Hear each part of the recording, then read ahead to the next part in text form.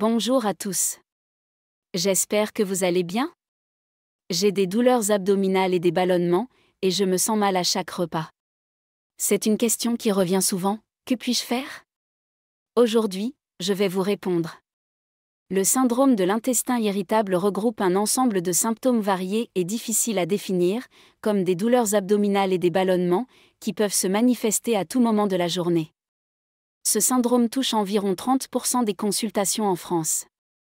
Il s'agit d'une anomalie fonctionnelle du côlon, qui ne fonctionne pas correctement, provoquant divers troubles comme des douleurs autour du nombril, des ballonnements, des spasmes, des alternances entre constipation et diarrhée. Ces symptômes peuvent être atténués après une visite aux toilettes, mais ce n'est pas toujours le cas.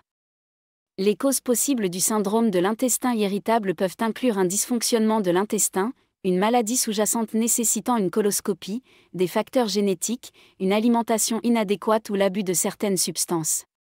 On parle également du rôle potentiel du microbiote intestinal, avec des déséquilibres de la flore intestinale pouvant être à l'origine de ces troubles.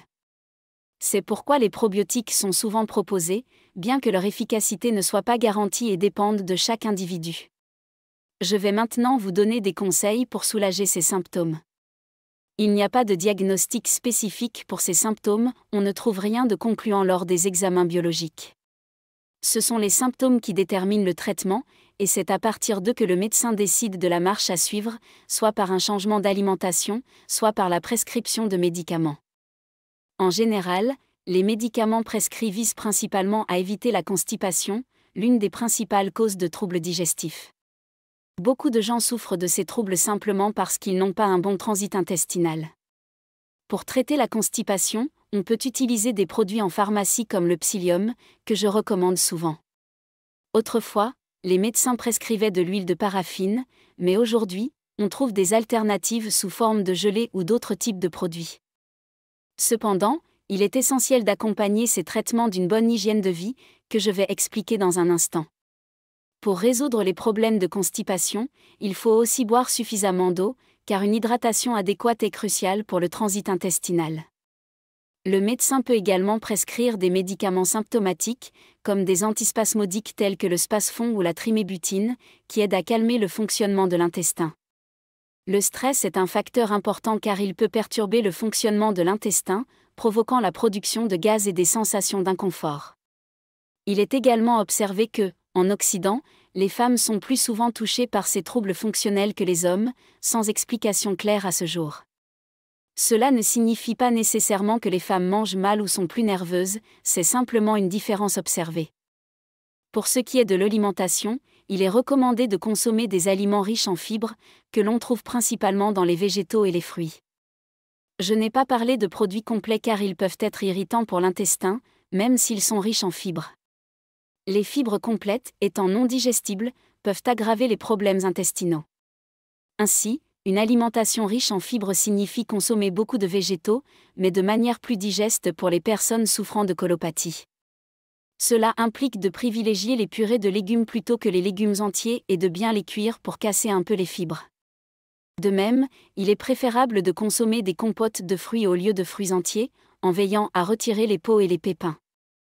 Par exemple, pour une soupe de courgettes, il est conseillé de peler les courgettes et de retirer tous les petits pépins.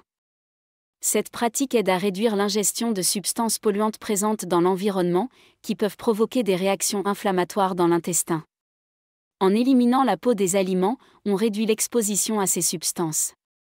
Les pépins peuvent, eux, se loger dans les microvillosités de l'intestin et provoquer des irritations douloureuses.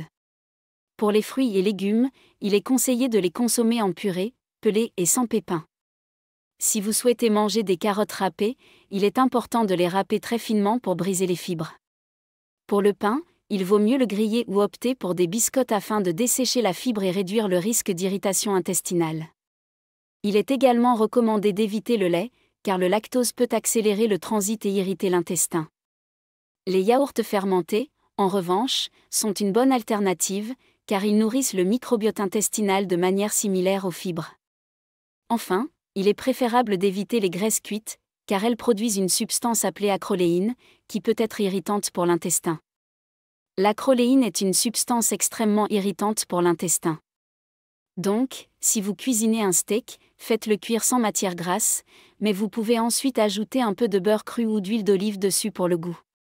Il est crucial d'éviter les produits ultra transformés ou transformés, car nous ne connaissons pas l'impact de tous les additifs sur les intestins sensibles. L'idée est de préparer vous-même vos repas. Par exemple, si vous aimez la confiture, choisissez plutôt de la gelée pour éviter les pépins. Voici les principaux conseils pour améliorer votre confort intestinal. 1. Évitez la constipation.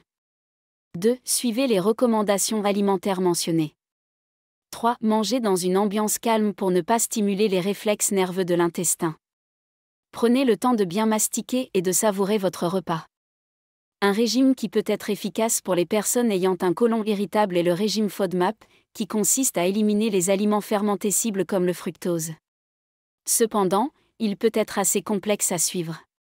Vous pouvez essayer ce régime ou un régime sans gluten pour voir si cela vous aide. Si cela fonctionne, tant mieux, sinon, il ne faut pas insister. N'oubliez pas de consulter un médecin en cas de troubles fonctionnels de l'intestin, car ils peuvent être causés par des maladies bénignes nécessitant une attention médicale. Enfin, maigrir peut aussi être bénéfique en cas de troubles intestinaux fonctionnels. Certains d'entre nous ont la chance de répartir leur graisse de manière uniforme sur tout le corps, autour des bras, des muscles, des fesses, des jambes, etc. D'autres, en revanche, accumulent plus de graisse autour des organes internes, ce qu'on appelle la graisse périviscérale. Lorsque cette graisse s'accumule en excès autour de l'intestin, elle peut perturber son fonctionnement. Il est donc bénéfique de maintenir un poids normal, sans viser la maigreur, mais en perdant parfois un peu de poids pour améliorer la situation. Cela aide pour 2 raisons principales. Premièrement, cela réduit la graisse périviscérale, et deuxièmement, cela conduit souvent à une alimentation plus équilibrée et moins riche. J'espère que ces conseils vous seront utiles. Plus de 30% d'entre nous rencontrent ce type de problème.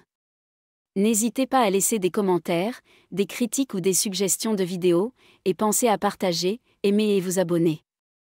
Avec le nombre d'abonnés que nous avons actuellement, je suis sûre que c'est déjà fait. À bientôt, les amis.